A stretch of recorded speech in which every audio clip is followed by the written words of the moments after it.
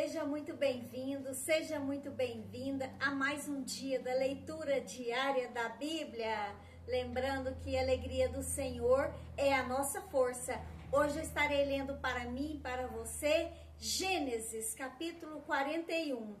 José interpreta os sonhos de Faraó. Ao final de 2 anos, o Faraó teve um sonho. Ele estava em pé junto ao rio Nilo, quando saíram do rio 7 vacas belas e gordas que começaram a pastar entre os juncos. Depois saíram do rio mais 7 vacas feias e magras, que foram para junto das outras à beira do Nilo. Então as vacas feias e magras comeram as 7 vacas belas e gordas. Nisso Faraó acordou. Tornou a adormecer e teve outro sonho. 7 espigas de trigo, graúdas e boas, cresciam no mesmo pé. Depois brotaram outras 7 espigas, mirradas e ressequidas pelo vento leste. As espigas mirradas engoliram as 7 espigas graúdas e cheias. Então o Faraó acordou. Era um sonho.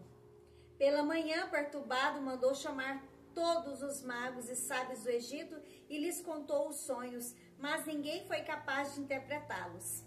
Então o chefe dos copeiros disse ao Faraó: hoje me lembro de minhas faltas.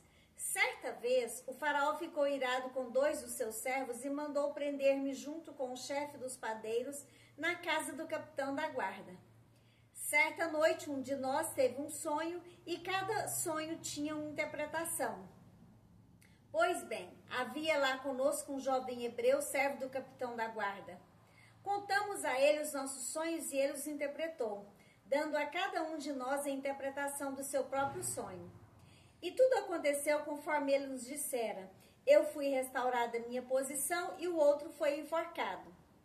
O Faraó mandou chamar José, que foi trazido depressa do calabouço. Depois de se barbear e trocar de roupa, apresentou-se ao Faraó. O Faraó disse a José: tive um sonho que ninguém consegue interpretar. Mas ouvi falar que você, ao ouvir um sonho, é capaz de interpretá-lo. Respondeu-lhe José: isso não depende de mim, mas Deus dará ao Faraó uma resposta favorável. Então o Faraó contou o sonho a José. Sonhei que estava em pé à beira do Nilo, quando saíram do rio 7 vacas belas e gordas, que começaram a pastar entre os juncos. Depois saíram outras 7 raquíticas muito feias e magras. Nunca vi vacas tão feias em toda a terra do Egito. As vacas magras e feias comeram as 7 vacas gordas que tinham aparecido primeiro. Mesmo depois de havê-las comido, não parecia que o tivessem feito, pois continuavam tão magras como antes. Então acordei. Depois tive outro sonho. Vi 7 espigas de cereal cheias e boas que cresciam no mesmo pé. Depois delas brotaram outras 7 murchas e mirradas, ressequidas pelo vento leste. As espigas magras engoliram as 7 espigas boas. Contei isso aos magos, mas ninguém foi capaz de explicá-lo. O Faraó teve um único sonho, disse José. Deus revelou ao Faraó o que ele está para fazer. As 7 vacas boas são 7 anos, e as 7 espigas boas também 7 anos. Trata-se de um único sonho.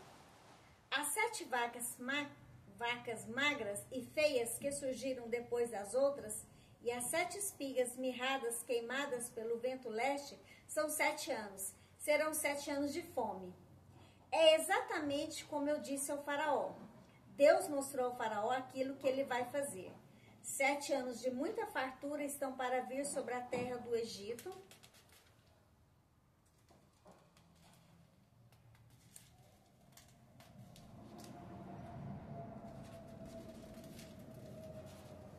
Difícil a folha, hein?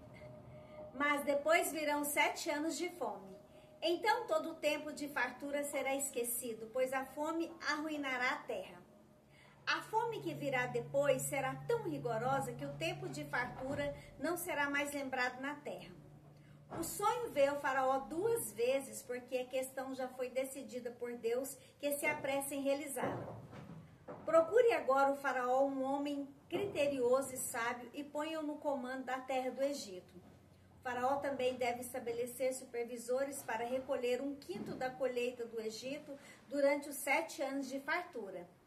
Eles deverão recolher o que puderem nos anos bons que virão e fazer estoques de trigo, que, sob o controle do faraó, serão armazenados nas cidades. Esse estoque servirá de reserva para os 7 anos de fome que virão sobre o Egito, para que a terra não seja arrasada pela fome. José no governo do Egito. O plano pareceu bom ao faraó e a todos os seus conselheiros. Por isso, o faraó lhes perguntou: será que vamos achar alguém como este homem em quem está o Espírito Divino? Disse, pois, o faraó a José: uma vez que Deus lhe revelou todas essas coisas, não há ninguém tão criterioso e sábio como você. Você terá o comando de meu palácio e todo o meu povo se sujeitará às suas ordens. Somente em relação ao trono serei maior que você. E o faraó prosseguiu: entrego a você agora o comando de toda a terra do Egito. Em seguida, o faraó tirou do dedo seu anel selo e o colocou no dedo de José. Mandou vestir linho fino e colocou uma corrente de ouro em seu pescoço. Também o fez subir em sua segunda carruagem real e à frente os arautos iam gritando: abram um caminho. Assim José foi posto no comando de toda a terra do Egito.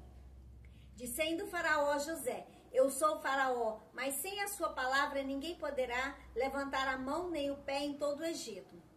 O faraó deu a José o nome de Zafenate-Paneia e lhe deu por mulher Asenate, filha de Potífera, sacerdote de On.